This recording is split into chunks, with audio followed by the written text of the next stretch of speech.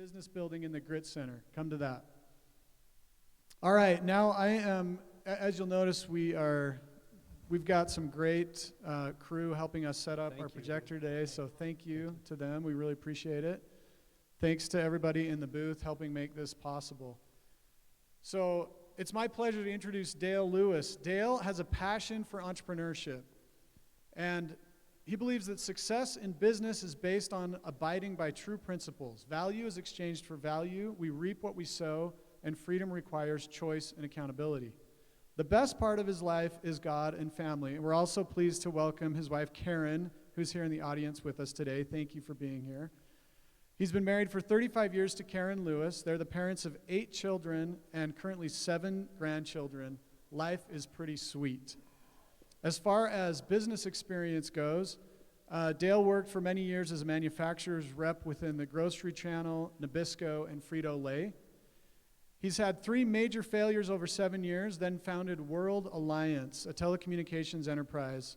World Alliance was built to $33 million in revenue with an exit in 2007. Then Dale founded Fortress Clothing in November 2011. Fortress has a patented technology that provides the solution to cold. You control your experience during winter. He's going to talk more about that today. Recently, Fortress was featured on ABC's Shark Tank, and I think he's going to mention that. That was in January 2020, this year. Fortress has been working in the tactical arena with recent purchase orders from the United States Air Force. F-22 pilots will now be better equipped to protect our country, and the Indian Army is testing Fortress in the Himalayan mountains. So you're in for a treat. Please welcome Dale Lewis. Thanks, Tom. Thank you for the welcome. I'm going to go ahead and put my timer on because I get really engaged and lose track of time. And if you'd do the same thing, take your phones and send them to the side. I'd appreciate it. I forgot what I'd put in the intro, so I'm going to go fast just to go over the purpose in life, of course, the why.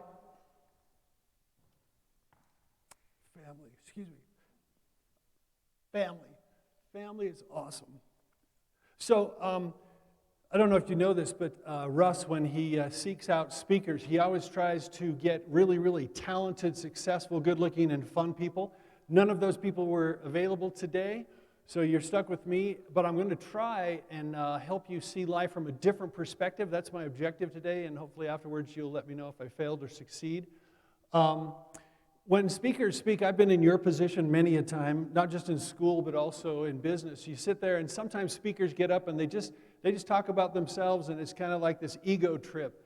And yet at the same time, if I don't tell you, why you should listen to me in some respects, then you kind of discount what I say. So what Russ didn't mention is I've had 2 exits. An exit is when you sell your company.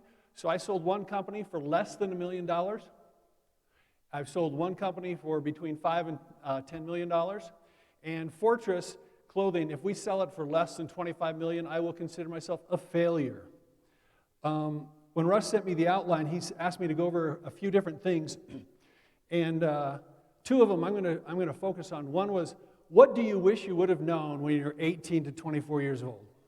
I mean, wouldn't it be cool to be able to go back and say, oh, I understand this. And there are people around you who actually have that. I didn't. And there are so many things I wish I would have known. The last one is advice for aspiring entrepreneurs. Now, when you're in college, it is supposed to be a liberal education. The word's kind of been hijacked, liberal, to mean some sort of political left-wing thing, but the reality is it's supposed to be a generous or a well-rounded education. When you go to college, in the old days, the idea was that you had a foundation in Greek and Latin, logic. You were able to have the art of reading. Who knew that there was an art to reading and an art to observation? That you should be able to have good grammar and you should understand rhetoric and logic. That mathematics and physics, even if you're going to be an English professor or an English student, you needed that foundation. And even in my day, which is a long time ago, I didn't get that, and I kind of wish I had. Here's what's interesting, is when I went to college, I found that my experience was teachers taught what to think.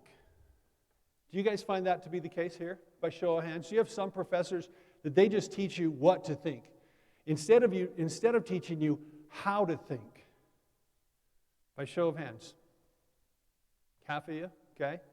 So that's good. That's a compliment to the Snow College staff in that they're teaching you how to reason, how to think. One of the things I wish I had realized was it's not about the grades. And too often, I think we all get caught up in, I got to get an A in this, and I got to get an A in that, and then you end up cramming for a test. You don't understand the material. You think you're memorizing answers for a test, and then you hope you do well. The reality is, if you understand the principles, and that's a key word, principles behind the topic that you're studying, you're going to have understanding, and that makes it even better.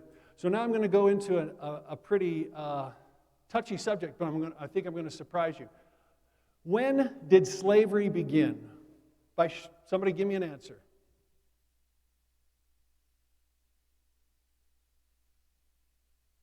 Oh, good answer. Somebody in the back. Raise your hand. Who said that? Guy in the red. A+. Give him 3 stars. Before then.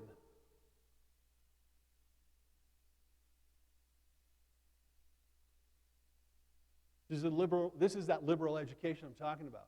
See, if we understood history, it would give us a better foundation upon which to learn what's going on today and how it applies to being an entrepreneur.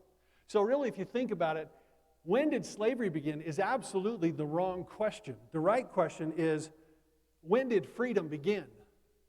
Freedom is this anomaly. It is a blip. It has never existed. I mean, if you think about it, Cain and Abel, Cain was after Abel's sheep and his herds, and instead of subjecting him to slavery, he just killed him for his property, right?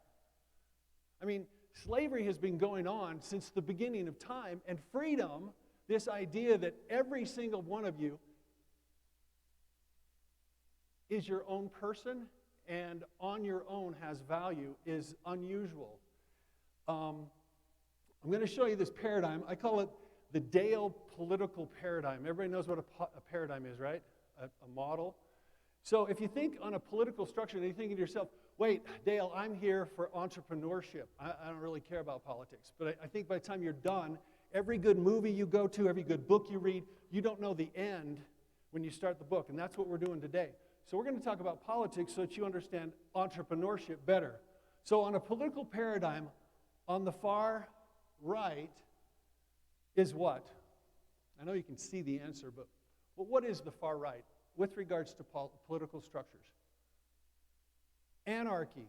Anarchy is defined as there are no laws, there is no choice, and, anarchy is there is no law, and there is total choice, and there is absolute freedom.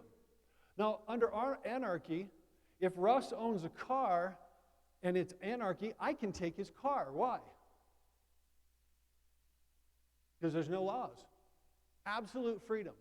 I can take Russ's life. Anybody here want to live in anarchy? Show of hands. Well, come on, it'd be fun, right? As long as you're the strongest, the fastest, the toughest, most weapons, right? It'd be good.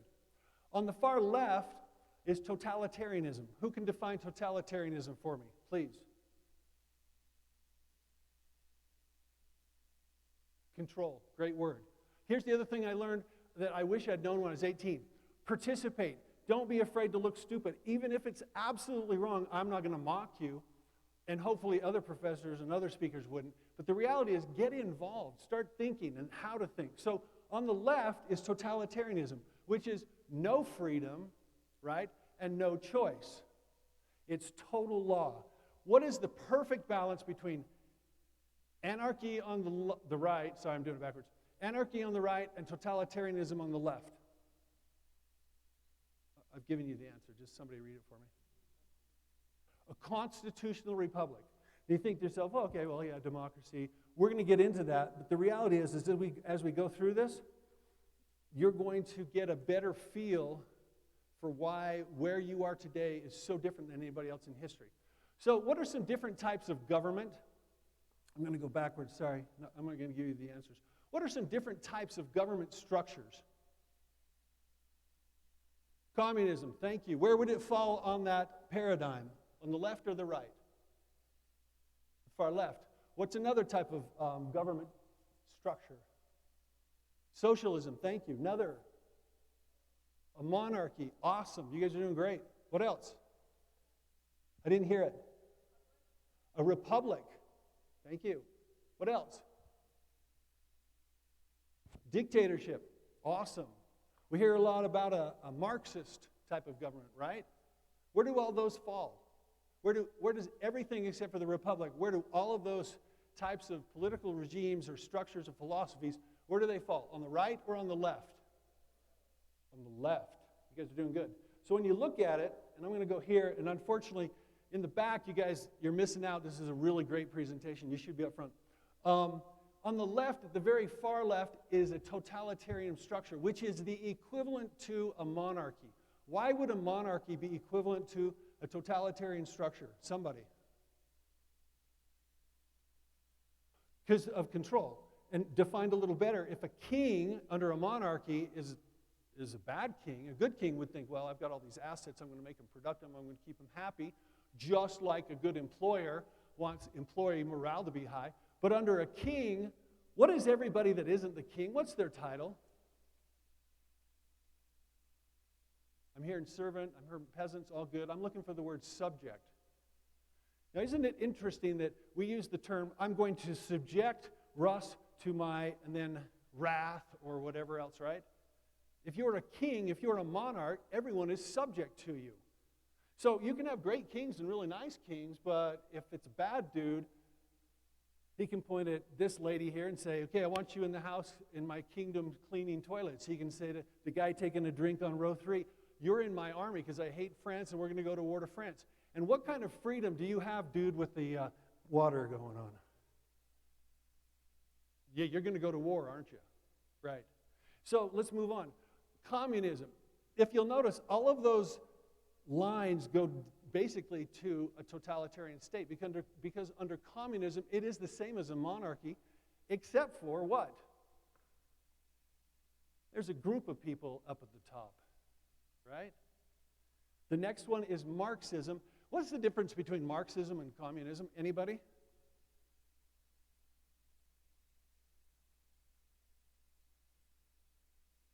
If it is a type, and you're correct, it basically goes back to who created the theory, the social theory of communism. What was his name? Karl Marx. And Karl Marx was a Marxist. And he promotes communism. And that's a totalitarian structure. Next to that is fascism. Can anybody define fascism for me? Here's the one that cracks me up. You ever heard this on the news? These right-wing fascists. Is there such a thing? Anybody? You guys are all so quiet. Sorry. A little louder? There's no such thing. Because on the right is anarchy, is total freedom, is no law. Any gradation to the right means that you are taking some of those freedoms away. But fascism is what? It is the merger of private business with public, or if you will, bureaucratic nonsense, political crap, governing how you do that. What we see today in China is a very, very kind of weird form of fascism, because the Communist Party is in control. If you go against it, you'll very quickly stop. And yet, they do have some private ownership. Next to that is socialism. Everybody here, according to the latest polls, 70% of you, all of you raise your hand if you're a socialist. Well, that's good because you're in an entrepreneur class, so it kind of makes sense that none of you think that. Plus, you're thinking you don't want to be picked on by me, but somebody's going to be picked on, so we're going to have fun here. Now, if you look on the far right, you've got anarchy. On the left, you've got monarchy, communism, Marxism, fascism, socialism. Socialism's in kind of towards the right a little because you still have private ownership. You have this guise, this kind of mystery. It's really kind of a lie that you're still free, but in reality, you're not, because at any time in a socialist economy, you can have life, liberty, or property taken. When I lived in Sweden, they had a tax rate, this was 1981, a tax rate of the high end of 80%. Does anybody want to go to work if you got to keep 20 cents on your dollar? Raise a hand, who wants to go to work? Okay, thanks. Russ raised his hand. He's going to go to work and make 20 cents. There was a doctor that was a friend of mine. He had a beach house, and he earned as much as a gentleman who I knew who had 3 paper routes. The guy with 3 paper routes had subsidized housing, he had subsidized education, he had subsidized, everything was subsidized. So, when you hear about socialism, it's marketed kind of on that bait and switch. It's marketed to you that this is the coolest thing since sliced bread. You're going to get free education. You're going to get free housing. You're going to get free whatever, right? And under the terms, when you read Karl Marx's, because he starts as a socialist, in case you're wondering, as you start there as a socialist, the whole purpose of socialism is to lead to the utopia of communism. Now, we know this works because it's already happened so many times in life's history. Let's take one example. Just to our eastern border and a little bit to the south, you have Cuba. Cuba was taken over by Fidel Castro and his socialist army, the revolutionaries of socialism. Rah, socialism. Sorry, it seems like I'm a little... I think if you don't hear it this way, you're just going to go like, yeah, I'm going to check what else is on my phone, right? The reality is Fidel Castro went to power telling everybody that it's the classes who need to share in the wealth. When Fidel Castro died, he was worth $900 million. If you Google search, don't do a Google search, use DuckDuckGo. Go use DuckDuckGo and search 5 guys go to Cuba to investigate socialism. It's like a 10-minute little video. It's awesome. Go check it out. It's pretty cool. Now, you think to yourself, this is a great example of the successes of socialism, nothing even compared to the successes in Russia. Now, Russia has some phenomenal natural resources, oil, gas, and Vladimir Putin's net worth is estimated to be $70 billion. Basic math, it's a little more, like 70 times, than Fidel Castro. He's got a lot more land mass to work with. 150 million people ballpark, right? But nothing compared to a monarchy. So you look at the House of Saud, that's how you pronounce it, by the way. I did some business with some folks in Lebanon, and they're like, you need to go to Saudi Arabia. And I was like, Saudi Arabia? And I'm like, you Americans don't know how to talk. I was like, cool. So the House of Saud is worth $14 trillion. And all of the subjects, in some cases, they actually think they're happy because they get this stipend, this little check every year. It's kind of like living in Alaska and being a Native American and receiving your check every year. So let me ask you a question. Why is any of this important? How does this apply to you sitting in a classroom in Ephraim, Utah, Snow College, and you want to be an entrepreneur? Please. Yeah, if you're in control. You get the whole pie. Yeah. Back to control. So that's one way to look at it. Here's another way. All men are created equal. But in order to understand what equal means, you have to understand life, liberty, and property. Why do I say property instead of the pursuit of happiness? So John Locke said, can you be happy if you don't own a dang thing? Think about your life. You don't own your car. You don't own your backpack. You don't own your clothes. You don't own jack. Can you be happy? Yes, you can, philosophically. But the reality of life is growing self-worth and growing a society is based on all men are created equal.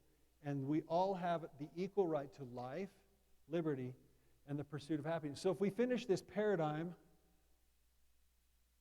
I didn't hit inalienable rights, but we maybe will later. You also have to then look at the different parties that are in existence today. And I'm not saying one's better or worse than the other. I'm saying that if you're an entrepreneur, if you want to be an entrepreneur, then you have to understand the foundation upon which entrepreneurship rests. Because if you don't, one day you'll find you're not able to enjoy or reap the benefits of your labor. So on the next I've got here on my chart is a democracy. Why is a democracy on the left instead of right above a constitutional republic? Somebody?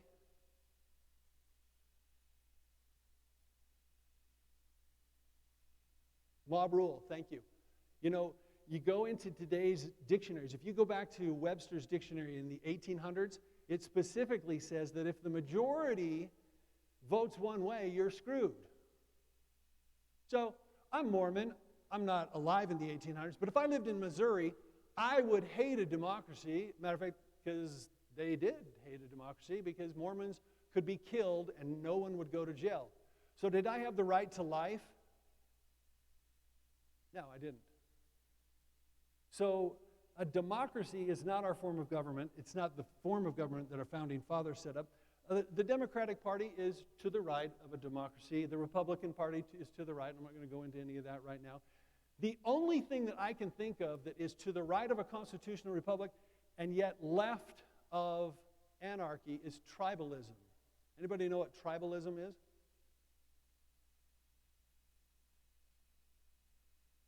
Please.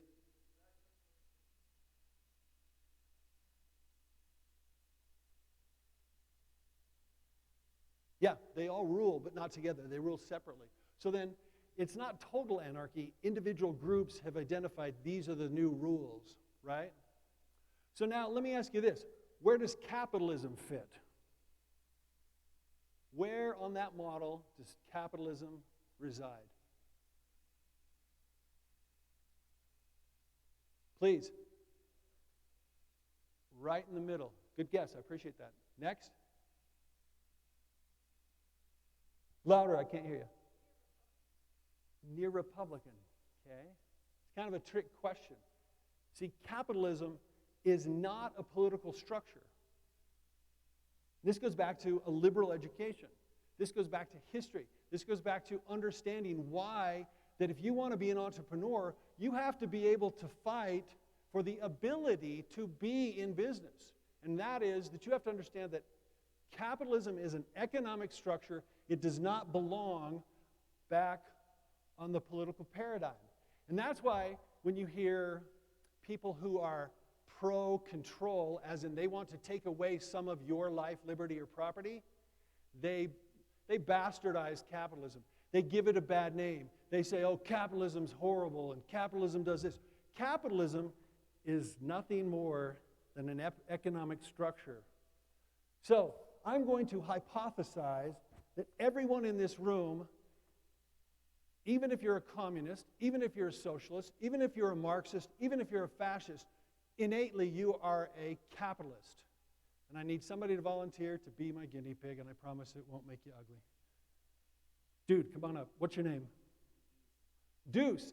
So Deuce is the guinea. You're going to come this way. I will move this out of the way. Give Deuce a hand.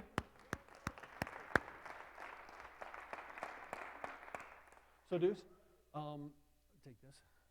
So Deuce has come up to the stand, and we're going to explain to you why he's a capitalist. So Deuce has a wallet here, and in the wallet, can I borrow that wallet? You have money. So do you know what money's called? Money. What else is it called? Capital. What else do you have in your wallet there, Deuce? You got some credit cards? Nice credit card. You got American Express. Dude, you're doing well. A Visa, a Hawks card, another Visa. Pretty good. Do you have a phone on you? Cool. Do you have Venmo? Can you Venmo me money? Oh, he's a nice guy. You hear that? He said if I want him to, he'll Venmo me some money. So give me your phone. No, don't. I'm not going to do that to you. So now that Deuce has no capital, he doesn't have access to his bank accounts. He doesn't have access to credit. He doesn't have access to his own cash. He's not a capitalist right now. But as soon as I give him, $1, he is now a capitalist. Do you know why? He has capital. Okay, so what is capitalism? Having assets in order to spend. Okay, you can go ahead and sit down. No, it's yours. It's a buck. I mean, it's not that much. Oh, and your phone. You want your phone back? Okay, good. Thank you. Everybody give Deuce a hand.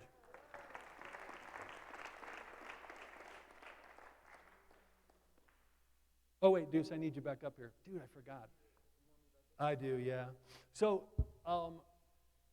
capitalism, I'm going to read this one to you because I think it's important. Capitalism is an economic system in which the means of production are and distribution are privately or corporately owned, and development occurs through the accumulation and reinvestment of profits gained in a free market.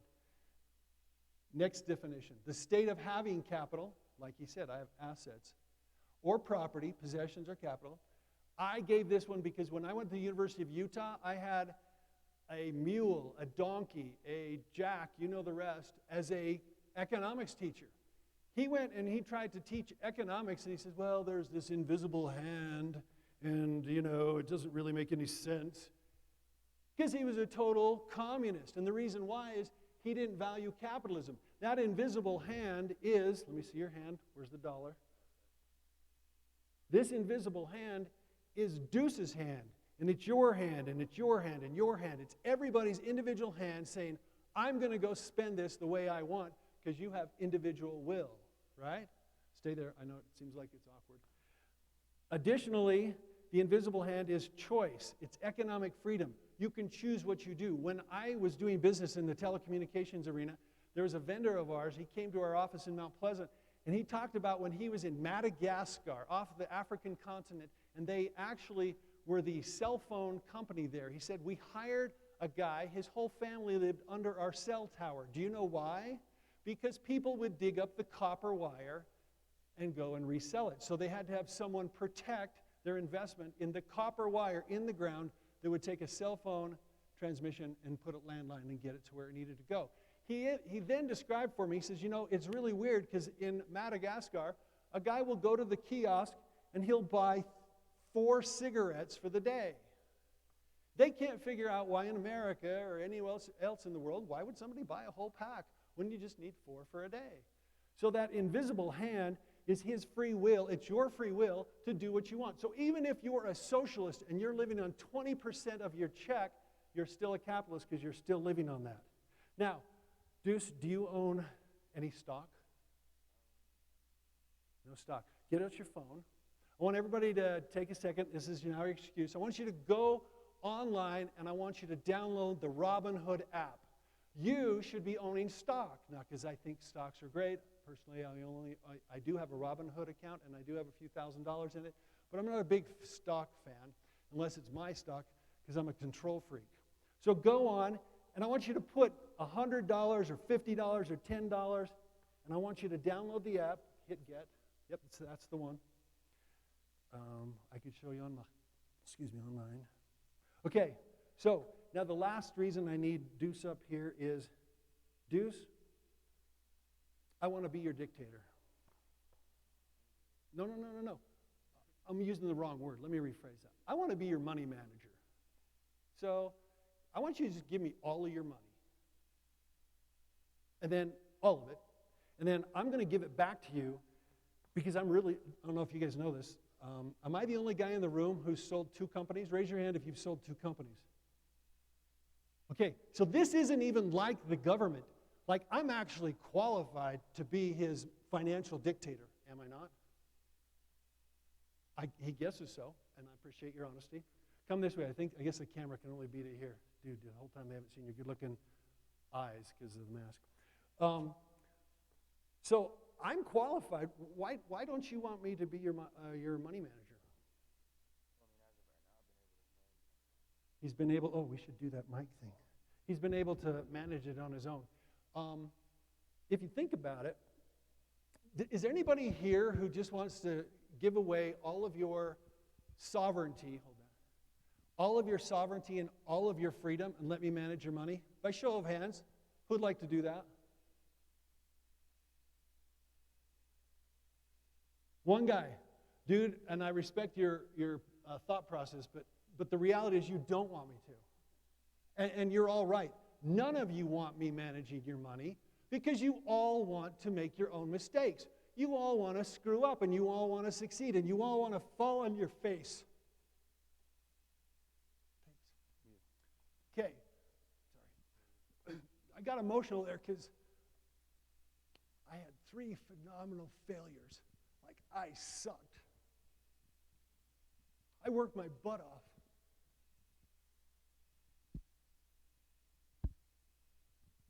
But it does something to your self-esteem when you fail. It does something to your ability to see in the mirror somebody who can succeed. And so you just pick yourself up by the bootstraps and you march on. And that's why all of you didn't raise your hand. You want the experience of success when you earn it. So if you hear anybody say, oh, it'd be great, we can have free college, could you just tell them how stupid that is? Because the reality is there's nothing free. I don't know if this is going to work. Audio-visual guys. So I love Monty Python, the Holy Grail. I figure it's time for a little comedic relief. So I'm going to see if this works. And if it doesn't, you all know the part where King Arthur goes down looking, and he meets Dennis, and Dennis tells him about living in an autonomous collective, and it didn't work, so we're going to keep going. Maybe. Okay, so now the big question. What does any of this really have to do with being an entrepreneur? It has to do with you have to build on a firm foundation. We have a cabin, it's up in the mountains. We bought it really cheap, got a great deal on it. But the king post, the thing that holds the entire weight of the house, the roof, 10 feet of snow in the winter, it didn't go all the way to the footings or the foundation. It was on the floor. And the roof was coming down, and the ridge beam was busting, and so we had to go in and we had to boost the whole floor up, and we had to put squash blocks under the king post, and we had to get the weight of this entire structure down to the foundation so that it wouldn't crumble. And you have to do the same thing as business people. That foundation lies within a foundation of laws, and those laws are perfectly formed in our Constitution. It's that small. These guys were so smart. And why were they so smart? Because they had a generous, they had a balanced education. They weren't playing video games till 3 in the morning. They weren't on their phones all freaking day. These guys, Thomas Jefferson had his college degree by the time he was 17. He knew Latin. I don't even know what Latin is other than a language, but these are the kind of people who created the laws, and these laws make it so that you have the ability to build a business. You have the ability, because on the right, and I'm just going to say right, not the far right like anarchy. I'm just saying, if you look at this paradigm, on the right are laws that defend your life, your liberty, and your property. So anytime you see a law that is taking away your freedom, what's it doing? It's taking away your liberty. So those words are life, you're not going to be a slave, you're not going to be indentured, you won't be a subject. Liberty, the ability to choose to not have me manage all of your money, for you to be free to fail. See, that's what the beauty of a republic and a constitutional republic is. It's not equal outcome, it's equal opportunity. And if we take away the opportunity to fail, you've taken away, at a gradated level, graduated scale, the ability to succeed. So you don't want to have laws that take away your freedom. You ultimately, if you think through it, you may initially say, oh, gosh, that sounds good. And you may go and think you're going to get something for free. And then later on, you're going to regret it. What's interesting is, I hear a lot of people say, well, yeah, sure, it's easy for you, you know, rich guy. You know, oh, capitalism's a bunch of rich, selfish, greedy, fill in the blank, right? Is it really? So let's look. The most philanthropic country in the world, gosh, happens to be the United States of America. Why is that? Please. Because you can choose to give. Oh, I love that word, choose. Let me ask you a question. If the government takes $1 million away from me and it gives it to all of you, am I blessed for being charitable? I got to know up front. Because I don't know if you guys know this, but when the IRS comes to your door, they don't usually come just really nice. If you've told them where to go and how to get there, they come with force because they're going to enforce the laws because we've told them that's okay. So I don't get the blessings of charity. Let me ask you this. Do you receive the blessings of charity by receiving the $1 million that was stolen from me? No. So charity goes away when coercion or force is put into the equation. Has anybody ever thought that before? All these do-gooders, all these do-gooders who want to go help the world, but they want to do it by force. It's an unrighteous, it's an untrue principle. So the real purpose of money, and I love this comes from Dave Ramsey. Oh, dude, I got to have 10 minutes. Are you kidding me? Enjoy money, invest money, and give it away. Because seriously, and you can only give it away when you choose to give it away. And in life, this becomes a life model. You have choices. Your choices can be to make excuses, to claim I'm a victim. You can say, oh, I wish this and I wish that. Or you can choose to be accountable and to be strong and say, I do this, and I'm going to do this. Here's what's interesting. I love this. AOC said, it's physically impossible to pick yourself up by the bootstraps. Duh. That's why it's an expression. Because it's supposed to communicate that when we say, hey, you fall down, you pick yourself up by the bootstraps and you move on, right? I love this saying. Even if a bee could explain to the fly why pollen is better than shiz, the fly would not understand. It's like trying to explain capitalism to a socialist. So, here's the other thing you got to realize, is freedom is based on trust. You have to trust humanity to do good. You have to trust your fellow man that he's going to invest it, he's going to enjoy it, and he's going to give it away. And if you don't, if you rely on government, government becomes your God and takes away through coercion and force all blessings. What's interesting to me is when you are free, all of a sudden your mind says, I'm going to try something. The most patent applications by any country, the United States of America. Why? Capitalism. So, you have to learn how to think. You have to become a problem solver. In 1985, and I meant to bring it, we'll pretend like this is a cell phone. You remember the big brick cell phones? I have one just as wonderful, and it's on my desk because I didn't bring it. It's a cell phone. And back in 1985, can you imagine telling somebody, oh, my cell phone? Yeah, I can take pictures with it. And then after that, I can send it to a magic cloud. Cool, huh? Oh, and with my magic phone, I can transfer money. And I can book flights on Delta. And I can do everything else that we think is normal with a smartphone. But how many years ago was not?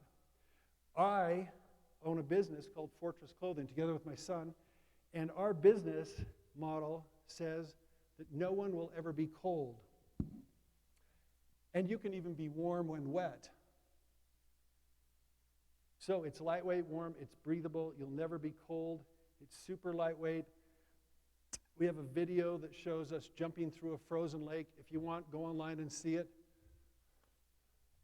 Deuce, grab that. Tell me how heavy it is. Who's your partner to your left? The kite.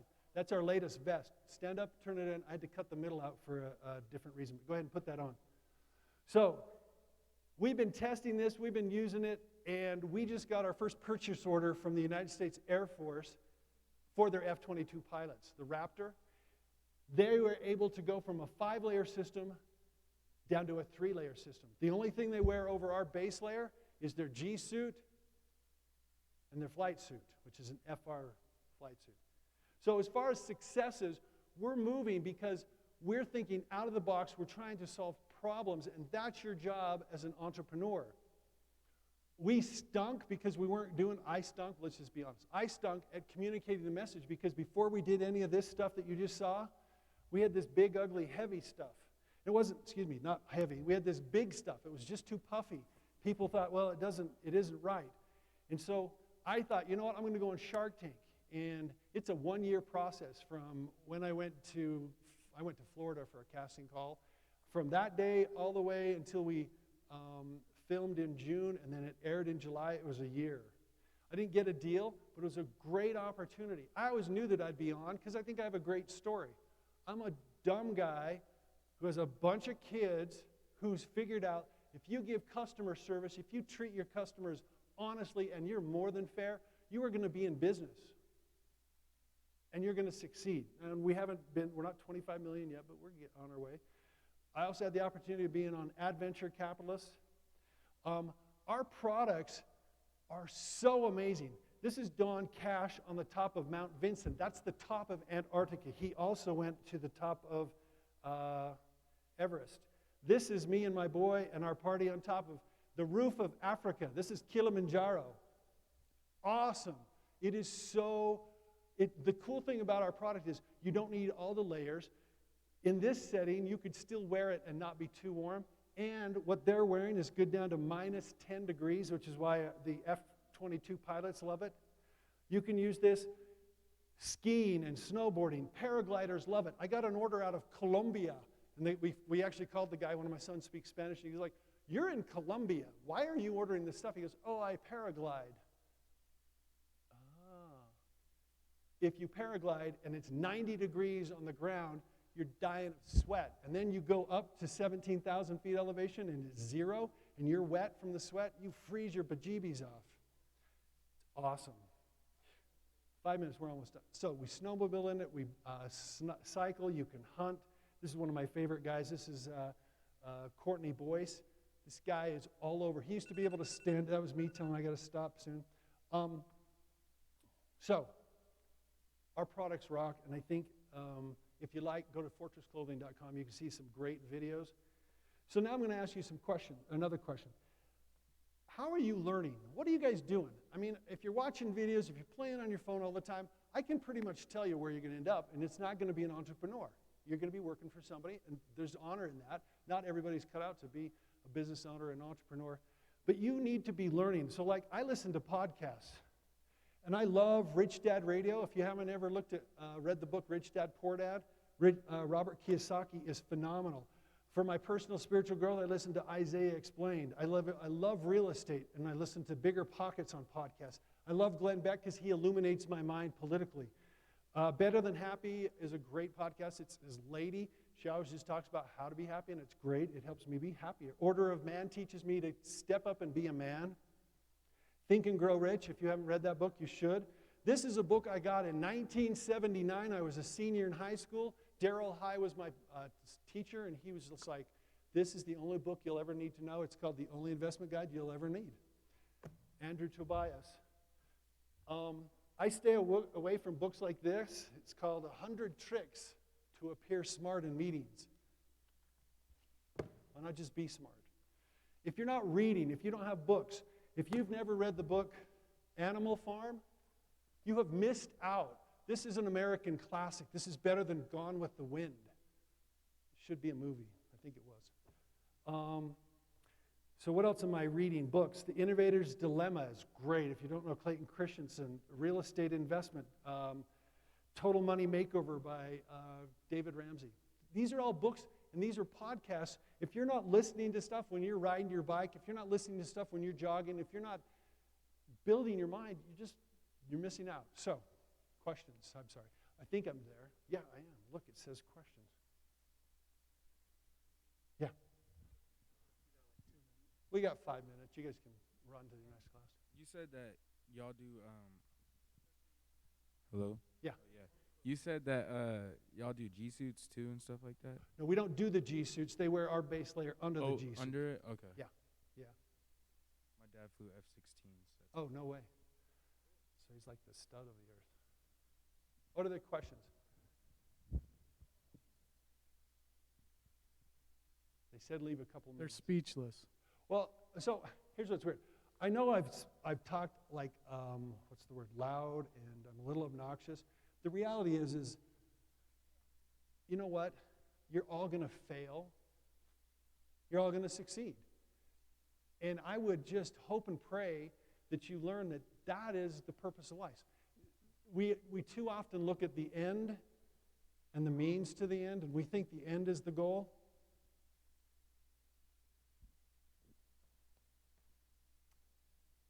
The joy is getting there. Excuse me. It's the failing. It's the tried harder. That's the joy. So if you think about it, excuse me. So if you think about it, the journey is the end. If you think about it, think about this for a second. The means to the end, right? You hear that? The means is the end. The journey is the purpose of life. So enjoy it while you're here.